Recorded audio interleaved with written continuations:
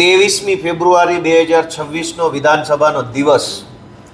આજે 23 તારીખના રોજ વિધાનસભાના સત્રમાં મેં કુલ 3 મુદ્દા ઉપસ્થિત કર્યા। આજે મારો વિષય મારા મત વિસ્તાર વિસાવદર, ભેસાણ, જૂનાગઢ તેમજ આખો જૂનાગઢ જિલ્લો વત્તા ગુજરાત રાજ્યને લગતા વિષયો ઉપર આજે મારા પ્રશ્ન હતા। પ્રશ્ન ક્રમાંક 17 ઉપર મારો મુદ્દો હતો કે ભાવનગર જિલ્લો અને જૂનાગઢ જિલ્લામાં તાલુકાવાર સરપંચની કેટલી જગ્યા ખાલી છે અને વોર્ડ સભ્યોની કેટલી જગ્યા ખાલી છે। દોસ્તો, રાજકીય કાવા દાવાના કારણે ભાજપે મતદાર યાદીમાં જે ગોટાળા કર્યા છે તેના કારણે અને કોઈ પણ રીતે ખોટું કરીને દાદાગીરી કરીને પણ ગામની સરપંચની કે પંચાયતની ચૂંટણીઓ જીતવી એવી નિમ્ન માનસિકતાના કારણે ગુજરાતના અનેક ગામડાઓમાં સરપંચની સીટો ખાલી રહે છે, વોર્ડની સીટો ખાલી રહે છે। કેવી રીતે એ પણ હું સમજાવું તે પહેલાં સરકારે મને જે જવાબ આપ્યો એ કહું કે જૂનાગઢમાં એક સરપંચની જગ્યા ખાલી છે, માળિયા હાટીનામાં 2 ખાલી છે, વંથલીમાં 1 ખાલી છે, જેસરમાં 1 જગ્યા ખાલી છે, સિંહોરમાં 1 જગ્યા ખાલી છે। આમ મળી અને કુલ 4, આ તો ખાલી 2 જિલ્લાની વાત છે, 4 સરપંચોની જગ્યાઓ વર્ષોથી ખાલી છે। અનેક વખત ચૂંટણી, પેટા ચૂંટણી જાહેર કર્યા પછી પણ આ સરપંચોની જગ્યા ભરાતી નથી। એનું કારણ એ છે કે ઉમેદવાર મળતા નથી। સરપંચની ચૂંટણી લડવાના ઉમેદવાર નહીં મળવાના કારણે 4 સીટો ખાલી 2 જિલ્લામાં ખાલી છે। આખા ગુજરાતનો આંકડો તો હજુ મને આપ્યો નથી। આ સિવાય જૂનાગઢ જિલ્લાના જૂનાગઢ તાલુકામાં 21 વોર્ડ સભ્યો ખાલી છે, માંગરોળમાં 5 ખાલી છે, વિસાવદરમાં 21 વોર્ડ સભ્યો ખાલી છે, ભેસાણમાં 12 વોર્ડ સભ્યો ખાલી છે અને એવી રીતે આખા જૂનાગઢ જિલ્લામાં 95 જેટલા ગ્રામ પંચાયતના સભ્યોની સીટો એટલા માટે ખાલી છે કે ઉમેદવાર નથી મળતા। ભાવનગર જિલ્લાની અંદર 212 જેટલા વોર્ડ સભ્યોની જગ્યા ખાલી છે એટલા માટે કે ઉમેદવાર નથી મળતા। દોસ્તો, ઉમેદવાર કેમ નથી મળતા? ઉમેદવાર નહીં મળવાનું કારણ એવું કે સૌરાષ્ટ્રના અનેક ગામડામાં બીજા જિલ્લાઓમાંથી ખેતી મજૂરી કરવા માટે આવતા આદિવાસી સમાજના વડીલો કે દલિત સમાજના વડીલો કે અન્ય સમાજના જે કાંઈ આગેવાનો ત્યાં ખેતી મજૂરી કરવા આવે, એનું નામ સ્થાનિક મતદાર યાદીમાં ખોટી રીતે ભાજપના માણસો ઘુસાડી દે। આદિવાસી સમાજના કોઈ એક વ્યક્તિનું નામ પણ ગામની મતદાર યાદીમાં આવે એટલે ગામમાં સભ્યની સીટ અનામત થઈ જાય, સરપંચની સીટ અનામત થઈ જાય। પણ કાઠિયાવાડમાં તો આદિવાસી વસ્તી હોય જ નહીં એટલે હવે એ સીટ અનામત થઈ ગઈ, પણ ઉમેદવાર કેવી રીતે મળે? કેમ કે જે વ્યક્તિ ખેતી મજૂરી કરવા ગામડે આવ્યા હતા એ લોકો પોતાના વતનમાં પાછા જતા રહ્યા, જે લોકો સરકારી નોકરી કરવા સૌરાષ્ટ્રમાં આવ્યા હતા એ લોકો પોતાના વતનમાં પાછા જતા રહ્યા અને એના કારણે સીટ અનામત છે। પણ એવી કેટેગરીનો ઉમેદવાર અનેક ગામડાઓમાં આખા ગુજરાતમાં પરિસ્થિતિ છે। કેટલાક ગામમાં ઓબીસી ઉમેદવાર નથી મળતા, કેટલાક ગામમાં એસસી ઉમેદવાર નથી મળતા, કેટલાક ગામમાં એસટી ઉમેદવાર નથી મળતા, એટલા માટે કે એ ગામમાં એસસી, એસટી, ઓબીસીની કોઈ સંખ્યા હોતી જ નથી અને નહીં હોવાના કારણે એ ઉમેદવાર નથી મળતા એટલે વારંવાર જાહેરનામું બહાર પાડે, વારંવાર ચૂંટણી બહાર પાડે, તેમ છતાંય સરપંચમાં અને સભ્યમાં ફોર્મ નથી ભરાતા। આ ઘટના એટલે બને છે કે ભાજપવાળાએ મતદાર યાદીમાં ઘાલમેલ કરી છે અને એમના પાપે ગામમાં અત્યારે સરપંચો નથી। અને મારે બહુ દુઃખ સાથે સરકારે આંકડો આપ્યો છે કે ભાવનગર જિલ્લામાં 212, જૂનાગઢ જિલ્લામાં 95, એમ મળીને 300 જેટલા સભ્યો અને સરપંચો ખાલી 2 જિલ્લામાં ચૂંટાયા વગરની જગ્યા ખાલી વર્ષોથી પડી છે।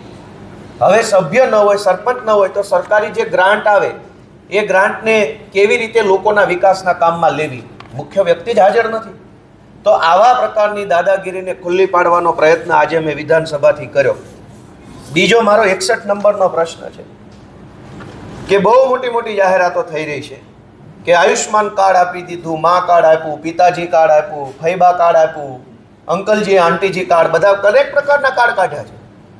પણ આ કાર્ડની વરવી વાસ્તવિકતા શું છે? આજે વિધાનસભામાં જવાબ આપ્યો કે માત્ર સુરત શહેર અને માત્ર રાજકોટ શહેર, આ 2 શહેરોમાં છેલ્લા 2 વર્ષમાં સરકારે 1712 કરોડ રૂપિયા પ્રાઇવેટ હોસ્પિટલોને ચૂકવી દીધા.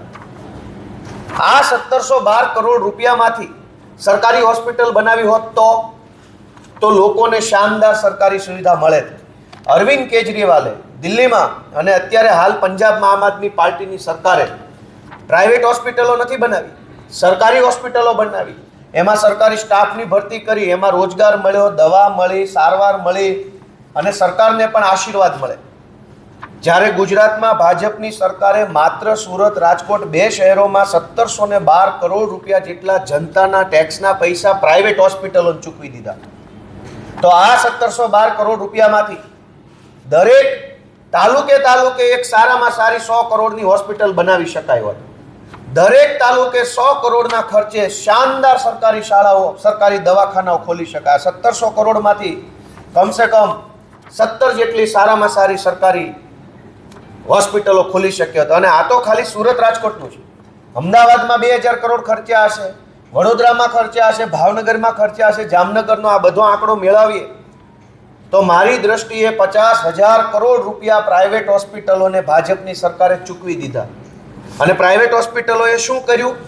ખોટા ઓપરેશનો કરી નાખ્યા, ખોટા સહી સિક્કા કરાવી નાખ્યા. ખ્યાતિકાંડ હમણાં બહાર આવ્યો હતો, અહીંયા અમદાવાદથી જામનગરની હોસ્પિટલમાં કાંડ બહાર આવ્યો.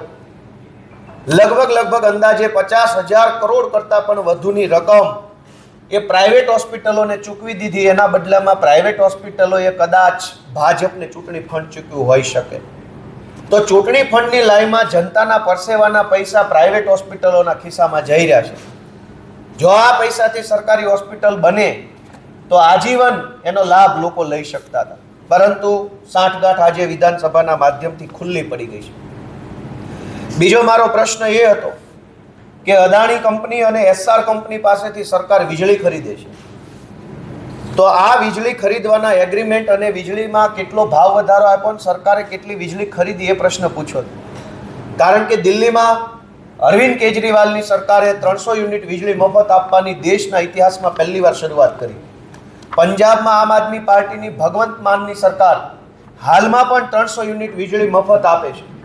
જ્યારે ગુજરાતમાં લૂંટી લેવામાં આવે છે અને હજુ તો વીજળીમાં લૂંટવાનું બાકી હોય તો સ્માર્ટ મીટર આવી રહ્યા છે કે જેમાં ખૂબ મોટું બિલ આવવાનું છે.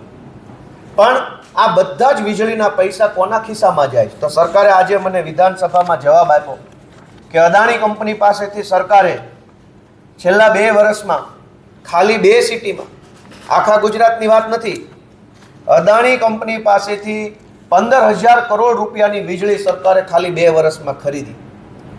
સરકારના પણ વીજળી પેદા કરવાના પ્લાન્ટ આવેલા છે અલગ અલગ જગ્યાએ. થર્મલ પાવર પ્લાન્ટ છે, અન્ય રીતે જે સોલાર પાવર પ્લાન્ટ છે, બીજા ત્રીજી જગ્યાએ વીજળી ઉત્પન્ન કરવાની સરકારની પોતાની પણ ઇન્સ્ટિટ્યૂટ છે.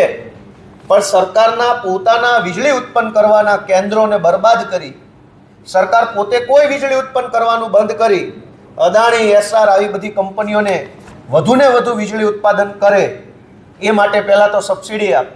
સરકારની સબસિડીથી કંપની વીજળી ઉત્પાદન કરે, એ વીજળીને સરકાર મોંઘા ભાવે ખરીદી લે અને મોંઘા ભાવે કંપની પાસેથી ખરીદેલી વીજળી સરકાર જનતાને મોંઘા ભાવે વેચે અને એના બદલામાં ભાજપના માણસો અને કંપની બંને કમાય અને લોકોની કમર